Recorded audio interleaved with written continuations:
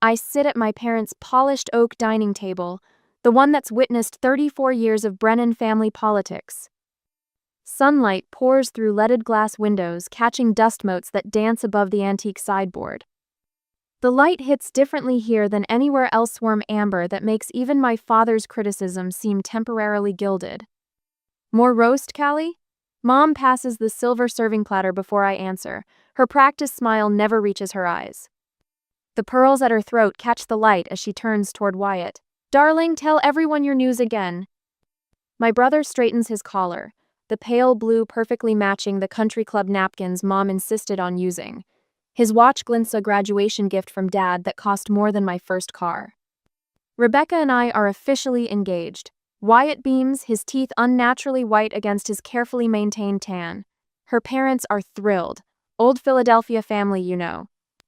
What wonderful news! Dad raises his crystal water glass. His eyes slid toward me for the briefest moment in assessment I've felt since childhood. To proper families and proper futures. I take a small sip of water, my throat suddenly dries. Congratulations, Wyatt. The clock in the hallway chimes 4 times. This house, grandmother's house, keeps perfect time despite its age. Like her, it stands solid against trends and tantrums. The curved archways and original hardwood floors whisper stories of 5 generations. Stories these people seated around me never bothered to hear. Maria, you can clear the plates now. Mom tells the housekeeper, who appears silently at her elbow. I smooth the simple linen dress against my knees. Nothing flashy, but well-made, a stark contrast to Mom's designer ensemble and the tennis bracelet that clicks against her plate whenever she moves. Dad's golf tan complements his burgundy sweater, the uniform of a man who measures success by membership cards. Coffee arrives in grandmother's Wedgwood cups. The blue flowers around the rim always reminded me of her eyes, gentle but seeing everything. The china clinks against saucers, marking time until whatever's coming next. Wyatt clears his throat. Actually, there's something else we wanted to discuss today. Mom and Dad exchange glances so practiced they barely qualify as communication anymore. Yes, Dad sets down his cup with precision. We've been thinking about the future of this property. The air changes. Temperature drops a few degrees despite the sunshine. I feel it before I understand it, the way prey senses danger before identifying its source. The thing is, Callie, Dad slides a manila folder across the polished wood toward me. With Wyatt starting a family, we've been discussing the best use of family assets. I don't touch the folder. Assets? Legal documents, Dad says, tapping the folder with one manicured finger. For transferring your grandmother's house to the family trust. My coffee turns bitter on my tongue. Transferring my house? The family house, Mom corrects smoothly. It was always meant to be the Brennan family home for generations, not a single person's project. Wyatt needs a real home to raise a family, Dad continues, as though I hadn't spoken. You've had 7 years here already. 7 years. As if caring for grandmother during her final days was a vacation. As if returning home with my marketing career in ashes at 27 was some kind of victory lap. I inherited this house, I say quietly. Grandmother left it to me specifically. Which was a lovely sentiment. Mom interjects, stirring another sugar cube into her coffee. But practically speaking, Wyatt has real prospects now. A fiancé from a good family. Future grandchildren. The real message hangs unspoken, unlike you. Maybe you can find something near where Lottie lives. Mom suggests, mentioning my grandmother's former housekeeper with barely concealed distaste. Those apartments near the east side seem suitable for your situation. The realization hits me with physical force. They've planned this, coordinated this ambush around Wyatt's announcement. My family is sitting in my dining room, in my grandmother's chairs, plotting to take the home she entrusted to me. I feel heat rising in my chest, but my face remains carefully neutral, a skill honed through decades of Brennan Sunday dinners. I reach for the folder, my fingers steady despite the storm inside me. I'll need to review these, I say, my voice surprisingly level. Dad leans back, satisfied. Of course, it's just a formality. The trust lawyer can handle everything by the end of the month. The confidence in his voice, the absolute certainty I'll comply nearly breaks my composure. I stand, tucking the folder under my arm. I should get going. I have some work to finish tonight. I don't specify what kind of work. They've never asked. Don't overthink this, Callie, Wyatt says, his tone somewhere between condescending and concerned. It's what's best for the family. I nod once, not trusting myself to speak further. The walk to the front door feels longer than usual, each step on the 100-year-old hardwood a reminder of what they want to take from me. Later that night, in my home office, I opened my laptop. The screen illuminates my face in the gathering darkness. I type a short, encrypted email to an address I've used only twice before. Trigger documents. 9:15 a.m. tomorrow. I hit send and close the computer. In the quiet of the house, I hear grandmother's antique clock chiming the hour. Time to make choices that can't be unmade. Next morning, the doorbell chimes at precisely 9:17 a.m. I smooth my charcoal pencil skirt and adjust the cream silk blouse I reserved for closing deals. Through leaded glass, I spot Thema chaotic cluster on my porch. Dad's silver BMW sits askew in the driveway, one tire on the lawn. He always criticized me for not manicuring properly. I open the door before they knock again. Good morning. My voice carries the calm of someone who has rehearsed this moment for years. Please come in. Dad barrels past me, his burgundy golf sweater from yesterday replaced by a rumpled button-down. What is the meaning of this? Cloverbank Mortgage called me at 7:30. Behind him, Mom clutches her designer handbag like a shield. Her pearl earrings don't match her necklace a detail, so unlike her, it speaks volumes. Wyatt hovers at the threshold, his usually perfect hair uncombed, his eyes darting around as if seeing the house for the first time. Coffee? I gesture toward the dining room. The antique table now hosts my laptop, a neat stack of folders, and 3 leather portfolios embossed with BRH in gold. We have a lot to discuss. Discuss? Dad's voice rises. Cloverbank says you own this house through some company, that there's no mortgage to transfer. Brennan Revival Holdings. I walk past them expecting them to follow. They do. My company. Please sit. They settled into the chairs they occupied yesterday. The symmetry isn't lost on me. Mom's hands shake slightly as she arranges herself. What game are you playing, Callie? Wyatt finds his voice, though it lacks yesterday's confidence. I turn my laptop toward them. The dashboard gleams with property addresses, value assessments, and ROI calculations. This isn't a game, it's a business. My business.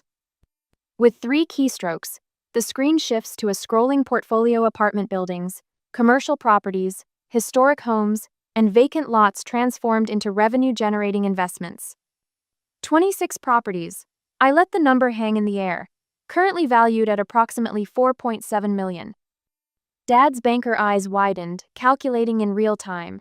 Mom's mouth opens but produces no sound. Wyatt leans forward, scanning the addresses until recognition flashes across his face. That's... He stabs a finger at the screen. That's our building. Hancock Plaza. Your firm's lease expires in 2 months. I meet his gaze evenly. Davidson Partners has expressed interest in the space. They're willing to pay 12% above market. Dad's face flushes crimson. This is absurd. You can't possibly own the building where your son works? The one you advised me on was a foolish investment at the chamber dinner last year? I retrieve a folder and slide it across the polished wooden echo of his gesture yesterday. The same building you told the Kensington Group would be a maintenance nightmare when you heard I was considering properties downtown. The silence stretches between us like a taut wire. You've been. Mom struggles to find words appropriate for her country club vocabulary. Playing house caretaker while secretly buying property? Not secretly, privately. I opened another folder. Remember when I asked to discuss business at Thanksgiving 3 years ago? You suggested I focus on finding a nice man who knows about these things. When I mentioned real estate at Christmas, you changed the subject to Wyatt's promotion. The grandfather clock in the hallway chimes the half hour. 10 chimes until I need to be downtown. Who would loan you money for all this? Dad's banker brain is still searching for the flaw in my foundation. The telephone interrupts with perfect timing. I press the speaker button. Morning, Eleanor. You're on with my family. Good morning, Callie. Eleanor Hayes' voice fills the room crisp, professional, formidable. I have the updated lease agreements ready. Shall I review the terms? Please. Mom's face drains of color as Eleanor details the formal lease agreement for the family home. $2,650 monthly, 2-year minimum term, security deposit required. This is outrageous. Dad stands abruptly. I'll contest this. Our family lawyers will. You'll need new lawyers. I close the folder calmly. I bought out Martindale and Reed last year. They're part of my business holdings now. His mouth opens and closes without sound. For the first time in my life, Douglas Brennan has no words. Wyatt finds his voice first. How did you manage all this? Where did you get the capital? Perhaps you should have asked that question years ago. I turn slightly. Lottie, would you mind joining us? Lottie Green steps in from the kitchen, her silver hair caught in morning sunlight. At 76, she stands straighter than my mother ever has. The woman they've always referred to as the housekeeper holds a leather portfolio identical to mine. Miss Lottie was grandmother's silent partner in 3 rental properties. I explain. When you all were too busy to visit, she taught me what grandmother had taught her, how to see value where others saw only surfaces. Mom's shoulders stiffen at the revelation. Another piece of family mythology crumbling. The lease agreements need signatures by Friday. I stand, signaling the end of our meeting. My downtown office can handle the paperwork if you'd prefer not to return here. Dad's face darkens with the threat of an explosion. You can't possibly expect. I expect exactly what you've always expected, Dad. Business is business. I gather my laptop. Family is family. Yesterday you decided which mattered more. Wyatt stares at the property list, lingering on his firm's address. The power shift registers in his eyes, the first authentic emotion I've seen from him in years. I walk them to the door, professional courtesy in every step. As they file out in stunned silence, I call after them. Oh, and Wyatt? Congratulations again on your engagement. I close the door on their retreating figures and lean against it, allowing myself 5 seconds of vulnerability before straightening. Through the window, I watch Dad's BMW back carefully off my lawn, as if only now realizing he's on someone else's property. Lottie places a weathered hand on my shoulder. Your grandmother would be proud, child. The validation I never received from my family washes over me, warm and genuine. But the day is young and I have an empire to run. On Wednesday that week, the country club of Grand Rapids rises like a fortress on manicured grounds, its red brick exterior housing generations of handshakes that built this city. I park my Volvo Practical, paid off beside Dad's gleaming Lexus and Wyatt's leased BMW. The contrast isn't lost on me. Inside, the scent of lemon polish and old money hangs in the air. Portrait paintings of founding members stare down from walnut-paneled walls, their eyes following me across the carpet. Dad chose this battlefield deliberately. Here, surrounded by the symbols of his success, he believes I'll crumble. He waits at his regular table near the window, back straight, silver hair perfectly combed. Mom sits beside him, fingers twisting her pearl necklace. Wyatt paces nearby, phone pressed to his ear, voice low but urgent. Callie. Dad rises slightly when I approach, a gesture of courtesy rather than respect. We appreciate you coming. I slide into the leather chair across from them. Your message mentioned an emergency. Wyatt ends his call and joins us, collar unbuttoned, a thin sheen of sweat on his forehead. Nice of you to make time in your busy schedule. Douglas, please. Mom touches Dad's sleeve as a waiter approaches. Let's order first. Just coffee. My voice carries more authority than it would have a month ago. The waiter nods and retreats. Dad leans forward, lowering his voice. This situation has gone far enough, Callie. Your mother hasn't slept in days. This will kill her, you understand? Mom dabs at dry eyes with a monogrammed handkerchief. My health isn't the issue, I say, accepting the coffee placed before me. Neither is Mom's sleep schedule. Listen to yourself. Wyatt's voice rises enough that heads turn at nearby tables. He catches himself, leans in. Do you understand what you've done? Mackenzie Palmer canceled our dinner last night, said they weren't comfortable socializing until our family matters were resolved. The name registers Wyatt's biggest client prospect. I taste victory, bitter and sweet on my tongue. And just this morning, Dad continues, Bill Harrington called me personally.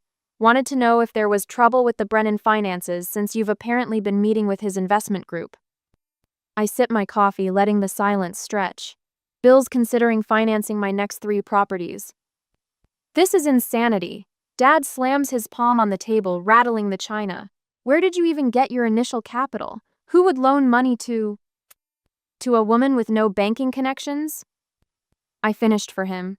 FHA loans on the first 2 properties. Private equity from investors who believed in preservation. Then I reinvested every penny of profit. Mom shakes her head. If you needed money, you should have come to us. I needed respect more than money. Wyatt snorts. Is that what this is about? Some childhood grudge because we didn't praise your finger paintings enough? No, I meet his gaze steadily. It's about sitting at the dinner table for 30 years listening to you dismiss everything I cared about while you plotted to take my home.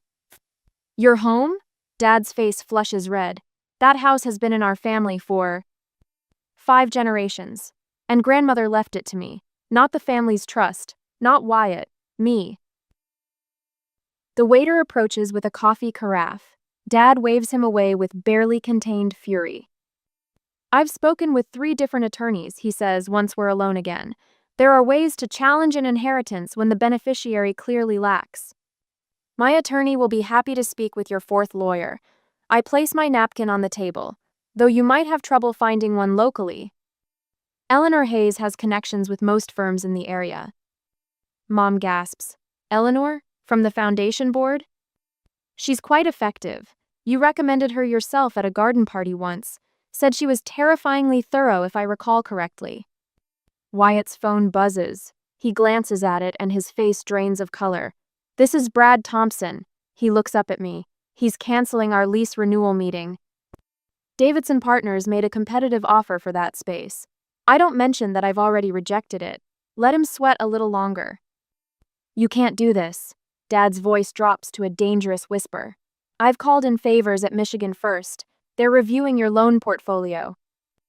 I refinanced through Clover Bank 6 months ago. I stand, smoothing my skirt. Dad, your banking connections can't touch me anymore. Then I'll make sure everyone in our circle knows exactly what kind of daughter you've become. Mom's voice trembles with anger or fear, perhaps both. They already know. I shoulder my bag. Lottie ran into you at Kingma's Market yesterday. Quite a scene from what I heard. Mom's cheeks flame. That woman had no right to speak to me that way. That woman helped me secure my first investment property while you were telling the Hendersons I was finding myself after a nervous breakdown. Callie, Wyatt stands, desperation replacing anger. Be reasonable. We can work something out. We already have. I place my business card on the table. The family home lease agreement expires Friday. I'll need your decision by then. Dad pushes the card away. This isn't over. It is. I turn to leave, then pause. Oh, and Wyatt? I heard rumors about restructuring at Lakewood Partners. Might want to update your resume. The sunlight outside feels cleansing after the stifling club atmosphere. I drive straight to Oak Hill Cemetery, where rows of granite monuments march across the hillside. Grandmother's grave sits beneath a maple tree, simple and elegant like her. I place fresh gardenias beside her name, the scent filling the spring air. They never saw it coming, I whisper, touching the cool stone. Just like you said. Her voice echoes in my memory. They'll never see your worth until you own it yourself, Calliope. Tears come suddenly, not from pain but release. For years I'd hidden my success, seeking approval that never came. Now I stand in the sunlight, owning both my accomplishments and their consequences. My phone buzzes with a text from Eleanor. Douglas hired Sampson's firm, already called to discuss settlement options. I smile through my tears. Tomorrow I'll sign the lease for my new downtown office above Madcap Coffee. The business plan for the River District revitalization sits ready in my briefcase. 6 years of quiet work are finally bearing fruit. Across town, Wyatt faces restructuring rumors. Dad discovers his banking favors have limits. Mom learns that social standing is as fragile as crystal. I placed my hand on grandmother's headstone one last time. I'm ready for whatever comes next. As I walk back to my car, my phone rings. It's Wyatt. I let it go to voicemail. Some conversations can wait until the ground beneath us all has finished shifting. A month later, at the office, the glossy business card between my fingers reads, Wyatt Brennan, former senior account executive. Former. Such a small word to mark such a seismic shift. I pin it to my office corkboard with deliberate care, next to the newspaper clipping from last week featuring my latest downtown restoration project. He called again this morning, Eleanor says, setting a fresh coffee on my desk. My attorney's silver hair catches the morning light streaming through the tall windows of my downtown office. Third time this week. Let me guess, more threats about family reputation? Eleanor's laugh comes quick and genuine. Quite the opposite. He wanted to know if you'd be willing to provide a reference. The coffee scalds my tongue. I set it down too quickly, sloshing liquid onto the quarterly reports. Wyatt Brennan golden child, heir apparent, country club darling needs my reference. His company cited family complications in the termination paperwork. Eleanor continues, dabbing at the spilled coffee with a handkerchief. Apparently, uncertainty about their building lease created shareholder concern. The building I now own. Did you know, I say, turning to the window overlooking Main Street, that Dad stopped golfing at Lakeview Country Club? Membership dues suddenly became unreasonable. The world tilts on unexpected axes, doesn't it? Outside, workers install the new sign on the Victorian building across the street, my newest acquisition. The fifth property I've purchased since that Sunday dinner 1 month ago. Each transaction is another brick in a wall between my past and future. Francine called Lottie yesterday, Eleanor mentions, settling into the leather chair opposite my desk. Apparently your mother's bridge club has dwindled to just her and Margaret Phillips. The one whose husband owns half the car dealerships in town? The very same, though I hear she only showed up to ask about investing in your next property. A laugh bubbles up from somewhere deep inside me, surprising us both. Not malicious, just genuine amusement at life's strange symmetry. For years, I was the family disappointment. Now I'm the sole Brennan with financial stability. 2 more mortgage applications came through this morning. Eleanor says, sliding folders across my polished desk. Both historic properties on Cherry Street. The bank approval was unusually swift. The same bank where Dad once wielded influence like a scepter. The same loan officers who once dismissed my business plan now expedite my paperwork. Did you see this? I handed Eleanor yesterday's newspaper, folded to a quarter-page spread about community revitalization. My photo appears beneath the headline. Local entrepreneur preserves city's architectural heritage. Your grandmother would have loved this, Eleanor says softly. She knew before I did. I touch the vintage watch on my wrist. She left me the house because she saw what they couldn't. My phone buzzes with a text from Lottie. Your father is at the doctor's office. Blood pressure concerns. Don't worry, Helen from the pharmacy keeps me updated. Small towns have their advantages. News travels without effort, carrying on currents of coffee shop conversations and pharmacy whispers. Another text follows immediately. Francine tried joining the Historical Society board. They suggested donor status instead. The society where I've been treasurer for 3 years. I should feel vindicated, triumphant. Instead, something unexpectedly tender unfolds in my chest, not quite pity, not quite compassion, but something adjacent to both. Mrs. Coopersmith called, Eleanor mentions, gathering her notes. Wants advice about her daughter's real estate classes. The same Mrs. Coopersmith who told me investing in those old buildings was foolish at last year's chamber dinner? People recognize success when they see it. Eleanor stands, straightening her impeccable suit, just like they recognize failure. After she leaves, I sit alone in the quiet of my office. The antique grandfather clock in the corner, salvaged from a condemned hotel, ticks away minutes in the same measured cadence as the one in grandmother's hallway. My hallway now. I don't call Dad about his blood pressure.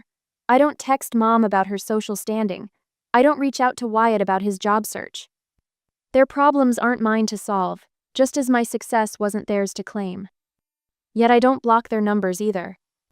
The afternoon light shifts, painting gold rectangles across my desk calendar. 3 properties under contract, 2 renovation projects nearing completion. One community foundation grant application pending for the historic theater restoration. My empire built not on revenge but on vision. My success is measured not by their downfall but by my creation. The receptionist buzzes an hour later. Miss Brennan, your brother is here. My finger hovers over the intercom button, a heartbeat of hesitation. Send him in. Wyatt looks different. Smaller somehow, without the protective shell of family expectations. His collar sits slightly crooked, his eyes lacking their usual confidence. I've been waiting downstairs for almost an hour, he says, remaining standing even when I gesture toward a chair. Nice coffee shop. One of my tenants. Right. He shoves his hands into his pockets. Of course. The silence between us has weight, decades of competition compressed into molecules of air. I underestimated you, he finally says, each word costing him visibly. We all did. For the first time in our relationship, I don't interrupt. Don't defend, don't explain. I simply listen as the grandfather clock marks time between us, each tick a tiny monument to change. Thursday that week, I spotted them the moment I walked into Giovanni's my parents sitting at a corner table beneath vintage photographs of the Italian coast. The restaurant's amber lighting casts a forgiving glow over Mom's worried expression and Dad's too stiff posture. Not a chance meeting. Their Mercedes parked right next to my usual spot confirms what I already knew. An ambush disguised as reconciliation. Mom waves, her bracelet catching the light. I nod to the hostess and walk toward them, my heels clicking against the terracotta tiles. Callie, Mom rises, arms extended for an embrace that feels rehearsed. What a wonderful surprise. Is it? I settle into the chair across from them, placing my bag beside me. Your car is parked next to my regular spot. Dad clears his throat, adjusting his collar. Always observant. The waiter arrives with water and takes our drink orders. I request a Cabernet while Mom orders her usual Chardonnay. Dad sticks with sparkling water. Doctor's orders for his blood pressure, no doubt. You look well, Mom says, studying my face. That cream blouse is lovely with your coloring. I thank her, though we both know this conversation isn't about fashion. Beneath the table, I notice Dad's fingers drumming against his thigh, his telltale sign of rehearsed talking points waiting to be delivered. We've been doing some thinking. Dad begins once our drinks arrive. He leans forward, his voice dropping to that authoritative banker's tone that closed thousands of deals. About family legacy. About forgiveness. Douglas. Mom touches his arm, her eyes suddenly wet with tears. Let me. She turns to me, voice quavering. Callie, we're not getting any younger. Family should stick together, especially at our age. I take a slow sip of wine, letting the silence stretch between us. Giovanni's fills with the sounds of other diners' forks against plates, genuine laughter, conversations without agendas. Mom, Dad, I place my glass down carefully. I appreciate you reaching out, I do. Dad nods, relief washing over his features. Too soon. But I need you to understand something, I continue. When I returned home years ago, you saw it as a failure. When I cared for grandmother, you saw it as wasted potential. When I inherited her home, you saw it as something to control. Mom starts to interrupt, but I raise my hand gently. I'm not angry anymore, I say, surprising myself with the truth of it. But I won't pretend those years of dismissal didn't happen. Remember when I tried to discuss my first property at Thanksgiving 4 years ago? You changed the subject to Wyatt's promotion. When I mentioned real estate classes, you suggested I focus on finding someone instead.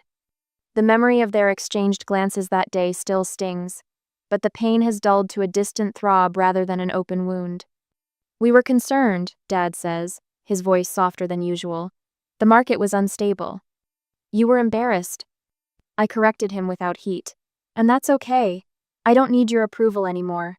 I love you both, but my life and my business decisions aren't up for family vote. Mom's hand trembles as she reaches for her water glass. Then why agree to meet us? Because you're still my parents. I'm setting boundaries, not cutting ties. Dad straightens his silverware, buying time. What exactly does that mean, practically speaking? It means I'll join family gatherings where I'm treated as an equal adult. It means questions about my business come from genuine interest, not judgment. It means accepting that my path is different but not lesser than what you imagined for me. The waiter appears to take our orders and we pause. I request the eggplant parmesan, suddenly hungry in a way I haven't been during family meals in years. After he leaves, Dad attempts a different approach. The country club is hosting a business mixer next month. Perhaps you could attend as our guest. Make some connections? Before I can respond, I spot Wyatt entering the restaurant, scanning tables until he sees us. I'd texted him earlier my own strategic move. I invited Wyatt to join us, I say as he approaches. The surprise on my parents' faces is genuine. Our last family gathering had ended with Wyatt storming out after learning about my ownership of his office building. Hope I'm not interrupting, Wyatt says, pulling up a chair. His tie is loosened, his usual polish slightly dimmed after weeks of job searching. Perfect timing, I say, reaching into my bag. Mom and Dad were just leaving. Their confusion is palpable, but we haven't even ordered, Mom protests. I need to speak with Wyatt privately, I explain. We can continue our conversation this weekend, at my house, as family, not as negotiators. After reluctant goodbyes and Mom's lingering backward glance, they leave. The tension at the table dissipates like fog burning off in the morning sun. I slide a manila folder across the table to Wyatt, watching his face as he opens it. Head of Legal Strategy at Brennan Revival Holdings, he reads. Eyebrows rising. This is a job offer? The base salary is less than you're used to. I say, pointing to the compensation details. But there's real equity. Not a handout, Wyatt, a position you'll earn through actual work. His fingers trace the company logo in oak leaf, grandmother's favorite. Why would you do this, after everything? Because you're good at what you do. Because beneath the competition you understand property law. Because we're still family, even when it's complicated. His hand shakes slightly as he signs the offer letter without argument, a first in our adult relationship. I've been jealous. He admits the words clearly difficult for him. For years, I convinced myself I was concerned about your choices. Truth is, I envied how easily you walked away from expectations. It wasn't easy, I corrected him. Just necessary. I need to ask, will Mom and Dad really be at your house this weekend? I nod, filling him in on my plan as our meals arrive. For the first time in years, we talked without keeping score about grandmother, about property values in the historic district, about his fiancée's family pressure. Real conversation. No pretense, no competition. When I describe the revised lease agreement I've prepared for our parents, a bit different from the month ago, his eyes widen. You're really going to make them sign a rental agreement for their family home? For my home, I corrected him gently. And yes, some boundaries need paperwork. He raises his water glass in a toast. To the sister I underestimated. I clink my glass against his. To second chances. Earned, not given. I pour coffee into grandmother's Wedgwood cups, the familiar blue flowers dancing along the rim. Sunlight streams through the leaded glass windows, catching the silver serving tray where it's always sat for Sunday dinners. 6 months can change everything and nothing at all. This roast is excellent, Dad says, accepting the cup with a nod that contains more respect than 30 years of previous interactions. His burgundy sweater matches the season, but the country club insignia is noticeably absent. Lottie recommended the local roaster. I settle into grandmother's chair at the head of the table, a position that once would have seemed impossible. They source directly from farmers. Mom straightens the linen napkin in her lap. I visited that shop yesterday. Margaret from the garden club mentioned their pastries. The conversation flows with new rhythms. Words once bitten back now spoken freely. Names once dismissed now referenced with interest. Wyatt arrives last, kissing my cheek before taking his seat. Sorry I'm late. The Henderson contract needed final revisions. You're making good progress with them, I say, watching his face brighten with earned pride rather than entitlement. The doorbell chimes. That'll be Lottie, I announce, rising to welcome her. Dad stands too, something he never would have done 6 months ago for someone he once classified as the help. The subtle shift speaks volumes. Lottie enters wearing a coral dress that complements her silver hair. She carries a small bouquet of fresh-cut flowers from her garden. These tables have turned quite nicely, she whispers as I hug her. Her knowing eyes hold decades of wisdom about families and their complicated dances. We settled around the dining table, the same polished oak surface where they once tried to take my home. Now they pay rent with both money and respect, the lease agreement framed by relationships rebuilding brick by brick. Douglas, Lottie addresses my father directly. Your suggestion about the Miller Street property was spot on. The Historical Commission approved our proposal yesterday. Dad straightens, pleased. The original moldings were worth preserving. I noticed similar features in the Westfield building downtown. The conversation turns to business naturally, without the forced exclusion of previous years. Mom asks thoughtful questions about the neighborhood revival project. Wyatt outlines the legal strategy he's developing to protect historic properties from developers. I never thought I'd enjoy corporate law outside the big firms, he admits, helping himself to more potatoes. But there's something satisfying about building something with real community impact. You always had good instincts, I told him. You just needed the right application. The grandfather clock chimes in the hallway, marking time that now flows forward instead of stagnating in old patterns. I always knew you'd build something lasting, Callie. Lottie says during a lull in conversation. You see value where others see only surfaces. Her words bridge generations of women who understood worth beyond society's narrow measures. Later, as spring sunshine warms the garden, I stand alone at the window watching them. Mom and Lottie discussing perennial borders. Dad and Wyatt examine the repaired porch railing. Family reforming around truth instead of pretense. Tomorrow I'll mentor 3 young women interested in real estate investment. Next week we'll close on the Thompson building, another historic property saved from demolition.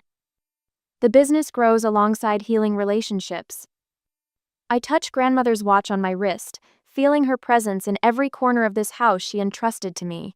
The journey from invisible daughter to respected businesswoman required no validation but my own.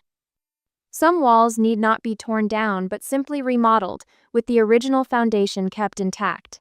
Some keys unlock more than doors.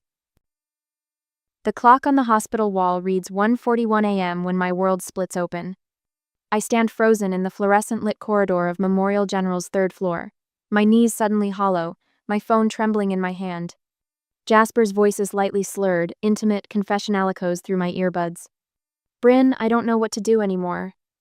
I press my back against the wall. Room 312's call bell chimes insistently down the hall, but I can't move, can't breathe. Can't do anything except listen to my fiancé's voice crack through the tiny speakers pressed against my ears. The wedding's in 6 weeks, and I wake up every morning feeling trapped.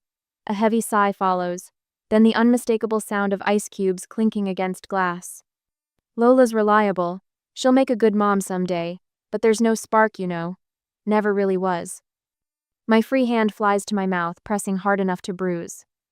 Somewhere in the distance, the call bell rings more urgently.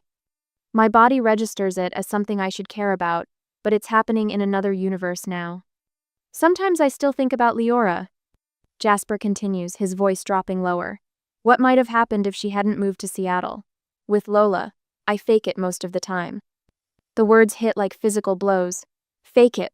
Fake it. The fluorescent lights above me suddenly seem harsh, exposing. I reach for the wall to steady myself, my engagement ring catching the light.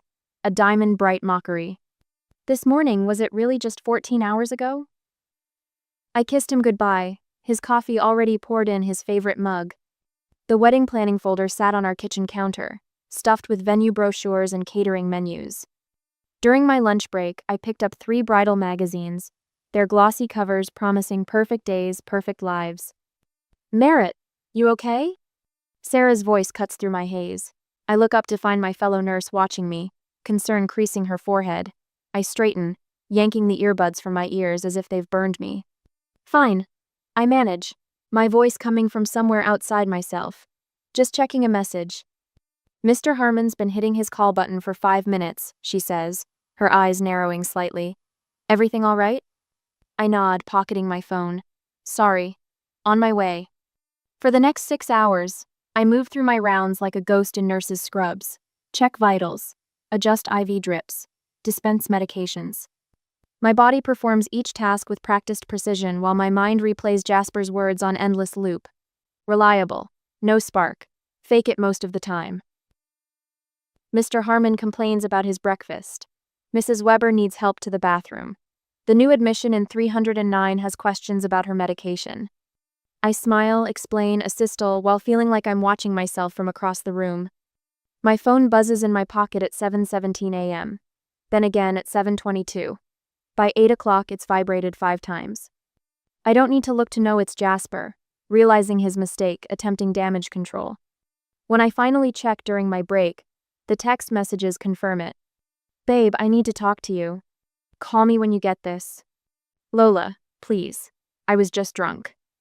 Babe, I was just drunk. Call me. It wasn't what it sounded like. I silence my phone, sliding it back into my pocket. The morning stretches endlessly before me, filled with call bells and medication rounds and vital signs, the comforting rhythm of responsibilities I know how to fulfill. Unlike loving Jasper, which I apparently never did correctly. Afternoon breaks as my shift finally ends. In the locker room, I change mechanically, avoiding my reflection in the mirror.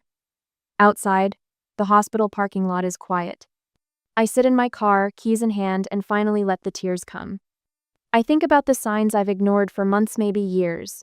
The way his eyes drift when I talk about our future.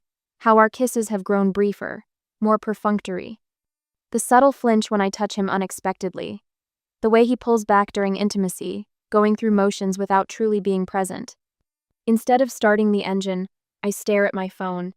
3 more messages have arrived. More explanations, more excuses. My thumb hovers over the call button, but something stops me. Not yet. I need to let this truth settle into my bones first.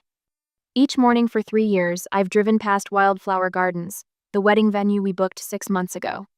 Today, it looks different, a mirage shimmering in the early morning light, beautiful but insubstantial. I used to slow down to admire it. Today, I press the accelerator and drive past without a glance. Outside our apartment building 30 minutes later, I sit with the engine off, watching the sunrise paint our bedroom window gold. Inside, Jasper is waiting, rehearsing explanations, perhaps believing I'll accept whatever story he offers, because that's what reliable, practical Lola always does. Tears stream freely now, dripping onto my scrub pants, creating small dark circles on the faded blue fabric. For the first time in our relationship, I don't rush to wipe them away. The sun spills through our living room blinds, casting prison bar shadows across Jasper's face. He sits on the edge of our couch, the one we spent 3 weekends shopping for, his shoulders hunched, still wearing yesterday's wrinkled button-down. His eyes, rimmed red from what I assume is a sleepless night, follow me as I set my bag by the door. Lola. His voice cracks, hoarse and desperate. Thank God, I've been calling all night.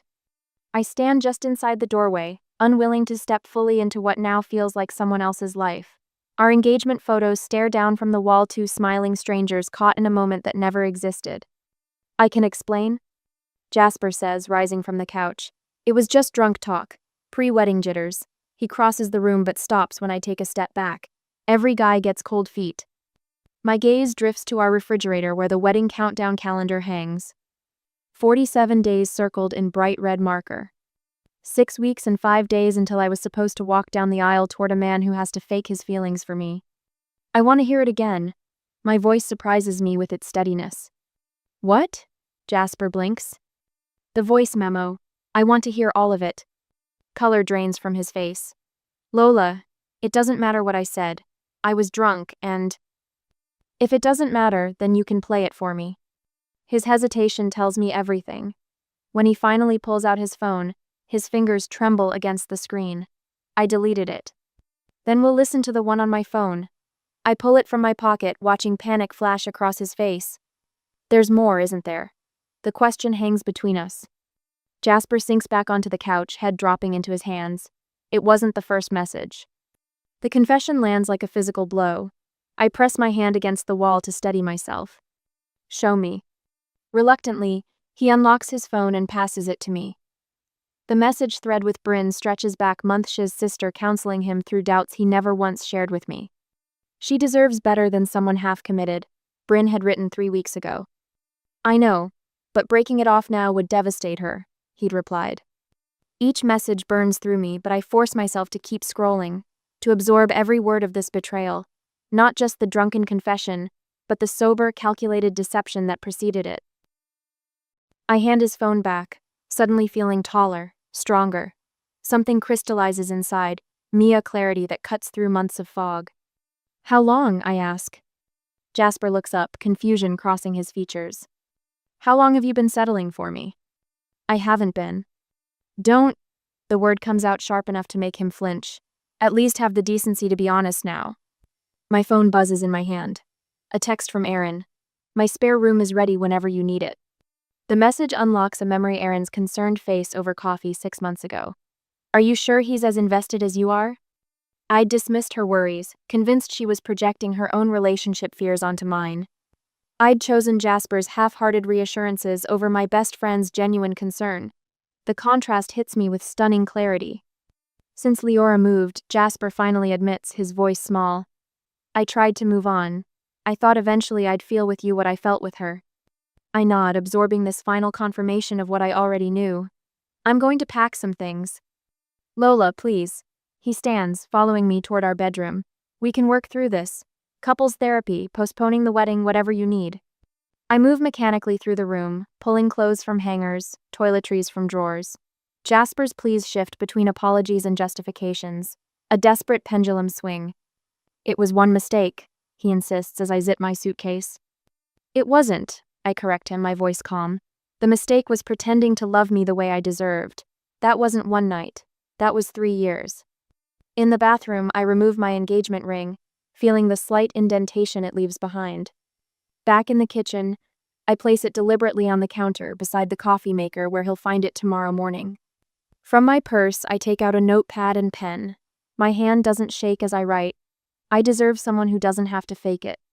Jasper stands in the doorway watching me with dawning comprehension. Where will you go? Instead of answering, I pull out my phone and dial Erin's number. She answers on the first ring. I'm on my way, I say. Jasper makes one last attempt as I lift my suitcase. Lola, please don't throw away 3 years over one voice memo. I look at him perhaps for the first time. Not at the man I wanted him to be, but at who he actually is. Someone who settled, who compromised, who never fully chose me. I'm not throwing away 3 years, I tell him. I'm saving the rest of my life. The sound of the door closing behind me echoes with finality. In the hallway of our apartment building, I take my first breath as someone who refuses to be anyone's second choice. 3 days later, the early morning light filters through unfamiliar curtains, casting gentle shadows across boxes stacked against the wall of Erin's guest room. 3 days' worth of my hastily packed life sits in cardboard containers labeled with a black Sharpie: clothes, bathroom, books. I haven't unpacked beyond necessities, as if keeping everything boxed might somehow contain my grief. My phone buzzes against the nightstand. The calendar notification glows brightly. Wedding dress. Fitting 10 a.m. My stomach clenches. I'd forgotten to cancel the appointment. Another item for the growing list of things to dismantle. A soft knock at the door pulls me from the spiral of thoughts. Brought you some tea, Erin says, pushing the door open with her hip, a steaming mug in each hand. Her red hair is pulled into a messy bun, her face free of makeup.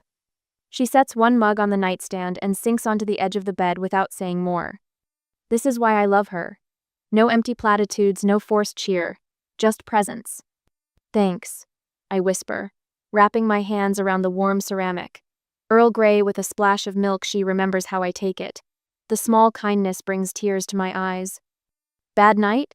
She asks, noticing the rumpled sheets. I nod. Every time I closed my eyes, I heard his voice. I fake it most of the time, over and over. My sleep had been broken and fitful, dreams merging with memories until I wasn't sure which was which. In one, I stood in a wedding dress while Jasper recorded a voice memo to Bryn. In another, I was back in the hospital corridor, but this time everyone could hear the message playing through speakers overhead. Your phone's been lighting up all morning, Erin says carefully. I glance at the screen. 17 text messages, 3 missed calls. I scroll through them without opening any. Lola, please call me. We need to talk. You're overreacting. It was just drunk talk.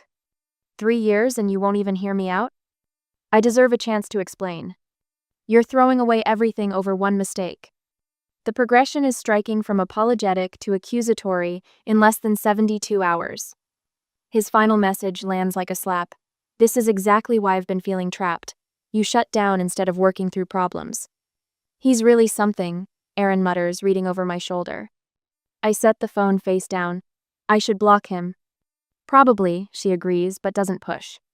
The doorbell rings, startling us both. Aaron frowns. I'm not expecting anyone. When she returns minutes later, Bryn follows her into the bedroom. Jasper's sister looks terrible, dark circles under her eyes, hair pulled back in a messy ponytail. She hovers in the doorway, uncertainty written across her face. I'll give you two some privacy, Aaron says, squeezing my shoulder as she leaves. I'm sorry for showing up like this, Bryn says, perching awkwardly on the chair in the corner. I've been trying to call, but I'm not really checking messages, I finish for her. Silence stretches between us. 3 days ago, this woman was going to be my sister-in-law. Now, we're strangers connected by betrayal. He doesn't know I'm here, she finally says. I needed to see you. To explain his side? The bitterness in my voice surprises even me. She shakes her head, eyes filling with tears. No, to apologize, and to tell you the truth, which is something my brother apparently couldn't do.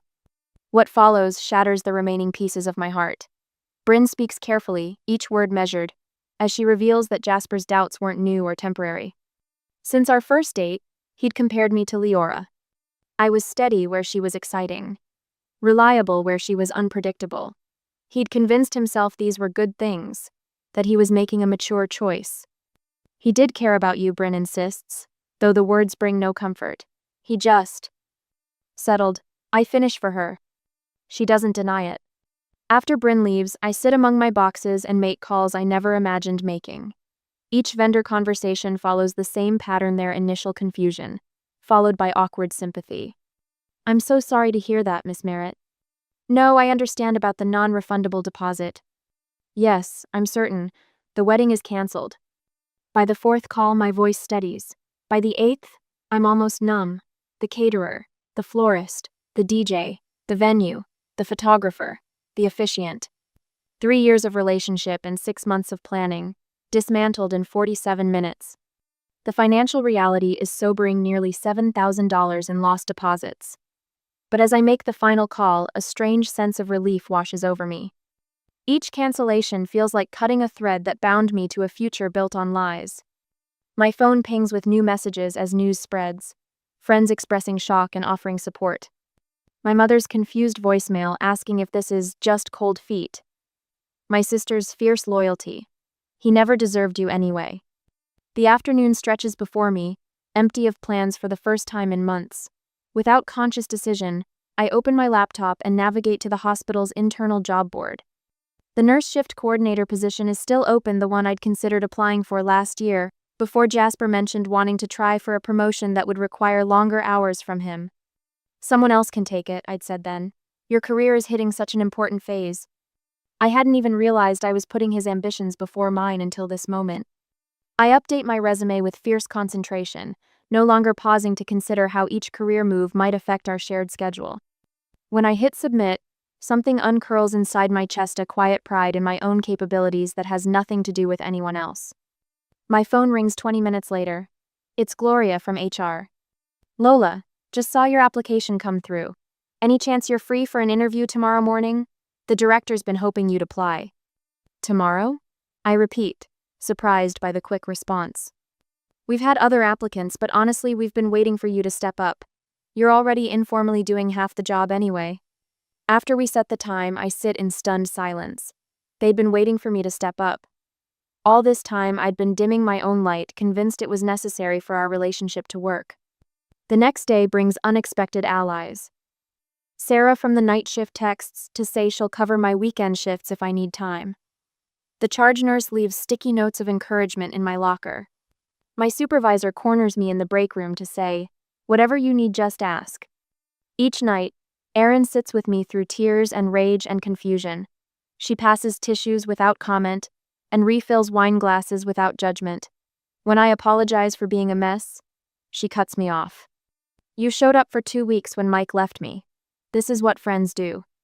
On my first day back at work, Mrs. Abernathy, an 83-year-old patient recovering from hip surgery, notices my ring finger is bare. Wedding's off? She asks bluntly when I check her vitals. I nod, expecting the usual sympathy. Instead, she pats my hand. Good for you, honey. Better to find out now than 20 years and 3 kids later. I stayed with the wrong man for 42 years. You just dodged a bullet. 2 weeks after leaving Jasper, I realize I've developed new routines. Coffee on Aaron's balcony before work, yoga videos in the evening, journal writing before bed. Small rituals that belong solely to me, not shaped around another person's preferences or schedule. I still cry sometimes. I still check my phone for messages I've resolved not to answer. But each day, the weight lifts a little more, and beneath the sadness, something new and fragile takes root, the first green shoots of a life that is entirely my own. A month later, the apartment key feels impossibly heavy in my palm as I follow the property manager through the doorway. Sunlight streams through uncovered windows, illuminating dust motes dancing in the air. At 750 square feet, the one-bedroom unit is half the size of what Jasper and I shared, but it's 3 blocks from Memorial General, close enough to walk on good days. Kitchen's original from the 80s. The manager says, gesturing toward avocado-colored countertops and white appliances bearing mysterious stains. Owner's thinking of updating eventually, but rent stays lower this way. I run my fingers along the laminate surface, feeling each nick and scratch. Our old kitchen gleamed with stainless steel and granite, a showroom fantasy Jasper insisted on. This worn space with its battle scars feels honest in a way our perfect kitchen never did. I'll take it, I say, the words escaping before I fully considered them. 20 minutes later, I sign my name Lola Merritt, just Lola Merritt in the lease agreement. My signature looks smaller than usual, hesitant on the empty line where a second name should be. The property manager slides the keys across the desk, and I close my fingers around them. Terror and exhilaration battle in my chest, my heart fluttering like a trapped bird. For the first time in years, no one else's opinion factored into my decision. The thought leaves me breathless. Congratulations, the manager says. It's all yours. All mine. The phrase follows me around the empty apartment as I measure windows for curtains, pacing out furniture arrangements in my head. All mine to fill. All mine to afford. All mine to come home to. The emptiness echoes my footsteps back to me. 2 days later, Jasper appears in the hospital lobby, a bouquet of stargazer lilies almost obscuring his face. My favorite flower's a detail that feels manipulative now. From behind the nurse's station, I watch him charm the receptionist, his shoulders relaxed as if this is a casual visit rather than an ambush. Your fiancé's here, Sarah whispers, the word fiancé striking like a slap. I haven't told everyone yet. He's not my fiancé anymore, I say, the word still foreign on my tongue. Can you tell him I'm with a patient? I slip into the staff bathroom, counting breaths until my pulse steadies. When I return 20 minutes later, the lilies sit abandoned at the desk. Sarah shoots me a sympathetic look. He said he'll catch you another time, seemed pretty sure about it. The next morning, Ryan texts that he ran into Jasper at the gym, totally random, but he asked about you. 2 days after that, Melissa mentions a coffee shop encounter where Jasper looked absolutely heartbroken. The staged coincidences pile up like the spring pollen coating my windshield each morning, impossible to ignore. Increasingly irritating. Then comes the Tuesday evening call from Eleanor Hale, Jasper's mother, her voice wavering with practiced vulnerability. Marriage isn't always easy, sweetheart, she says, as if I've simply hit a rough patch rather than discovered a fundamental deception. Jim and I went through terrible times before our 30th anniversary. I press my phone harder against my ear, willing myself to remain silent as she continues. Everyone has doubts sometimes, cold feet. Your generation gives up too easily when things get hard. With all due respect, I finally say, my voice steadier than I feel. Your son told another woman he's been faking his feelings for me. That's not cold feet, that's a frozen heart. The line goes silent before Eleanor recovers.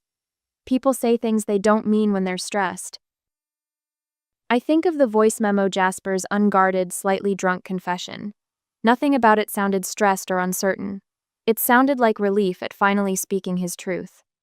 When Jasper's email arrives the next day with the subject line, "We can fix this if you just try," something hardens inside me. The message details couples therapists he's researched, articles about knee-jerk breakups, and a closing plea. We've invested 3 years. Don't throw it all away without even trying. I stare at those words. If you just try, as if the breakdown of our relationship were solely my responsibility. As if I hadn't spent years trying while he'd been faking it. That night, I draft careful responses to mutual friends, polite but firm. I appreciate your concern, but I need space right now.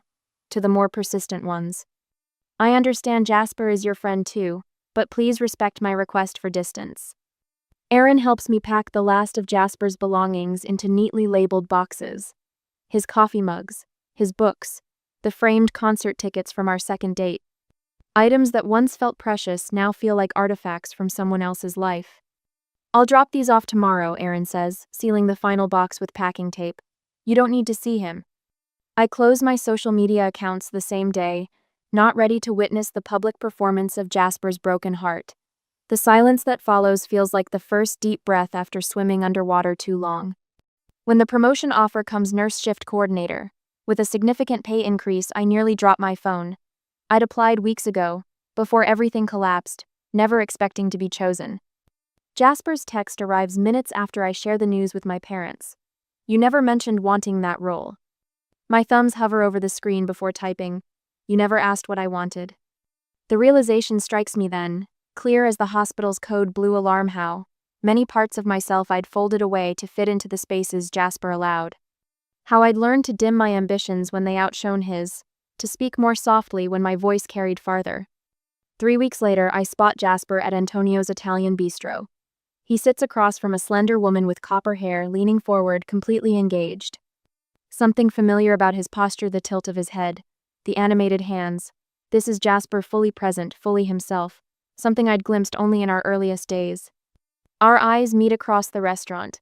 Guilt flashes across his face before he can mask it. But what surprises me most is my own reaction, not jealousy or pain, but a calm certainty. Confirmation that what we had wasn't worth salvaging. I offer a simple nod, a goodbye without words, and turn back to my meal. For the first time since the voice memo shattered my world, I feel not broken but beginning. 3 weeks later, the coffee shop buzzes with afternoon energy, a place Jasper and I have never been together. I chose it deliberately neutral territory, 16 miles from our old apartment, far enough from the hospital that I won't run into colleagues. Through the window, I watch him arrive, checking his reflection in his car window before entering. Classic Jasper, always concerned with appearances. I touch the neckline of my burgundy blue snoo, purchased with my first shift coordinator paycheck. My hair falls in loose waves instead of my usual practical ponytail. The woman in the restroom mirror earlier looked like a stranger, someone stronger than the Lola who existed before everything. Jasper spots me in the corner booth and freezes momentarily. His eyes widen, taking in the changes, not just the clothes or hair, but something else he can't quite name. Something in my posture, perhaps. Something in my eyes. You look different, he says, sliding into the booth across from me. I am different. I wrap my hands around my coffee mug, anchoring myself to its warmth. His fingers tap an erratic rhythm against his cup. He's rehearsed this conversation. I can see it in the careful arrangement of his expression, concerned but hopeful. I've spent 3 years studying the nuances of his face. I know when he's performing. I've been thinking about what happened. He begins, voice modulated to hit that perfect note between remorseful and reasonable. It was cold feet, stress about the wedding expenses. People get scared before big commitments. I watch him build his case like he's presenting to clients. The coffee between us cools, untouched. I talk to my therapist. We can postpone the wedding, take couples counseling, whatever you need. His hand inches toward mine across the table. I broke things off with Rachel. That was nothing a mistake when I was confused. My eyebrow raises involuntarily. Rachel? The woman from the restaurant wasn't Leora? A flicker crosses his face, caught in a detail he didn't expect me to notice. He recovers quickly. That's what I'm saying. I made the biggest mistake of my life. I know that now. The old Lola would have softened here, grateful for crumbs of affection. The new Lola sits straighter. Do you still think about Leora? I ask, my voice steady despite the hammering in my chest. His hesitation lasts only seconds, but it might as well be a confession written across the sky. No, that was just drunk talk. Would you have told me about your doubts if I hadn't heard that message? The silence stretches between us, his answer clearer in what remains unsaid. Around us, life continues. Baristas call out orders. A child laughs at a nearby table. Someone's phone chimes with a notification. The world keeps turning while mine has changed its axis. We had good times, Jasper. My voice sounds different to my own ears, clearer, more certain. I'm grateful for them. But I can't build a life with someone who has to talk himself into loving me. That's not fair, he protests. Every relationship has ups and downs. You're throwing away 3 years over one mistake. It wasn't one mistake. It was a pattern I chose not to see. I traced the rim of my mug. When you told Bryn you had to fake it with me, you were telling the truth. That's the problem. Your most honest moment wasn't with me. It was about me. You're being dramatic. Relationships take work. My parents have been married 40 years and I won't be someone's reliable option, Jasper. I won't be the practical choice, the good enough. I deserve someone who chooses me with their whole heart, not someone who settles for me because I'm safe. Something shifts in his expression then. The charming mask slips, revealing what lurks beneath irritation, then anger. His jaw tightens. You know what your problem is, Lola? You've been reading too many romance novels. Real life isn't some fairy tale. His voice hardens. You'll regret throwing away a good thing. Do you think it's easy to find someone at 30? With your schedule? I absorb the blow, letting the words settle into my bones. This is who he truly is. Someone who believes I should be grateful for the scraps of his affection. Someone who thinks I need him more than he needs me. There it is, I say quietly. The truth at last. I stand, placing exact change for my untouched coffee on the table. His eyes follow the movement, disbelief replacing anger. He expected me to crumble, to negotiate, to cling to what we had. Lola, wait. Being alone isn't what scares me. I meet his gaze directly. Settling is. I walk out of the coffee shop into the autumn sunshine. Each step feels like crossing a boundary into new territory, unmapped, uncertain, but undeniably mine. Behind me, through the window, Jasper remains frozen in the booth, his reflection growing smaller as I move forward.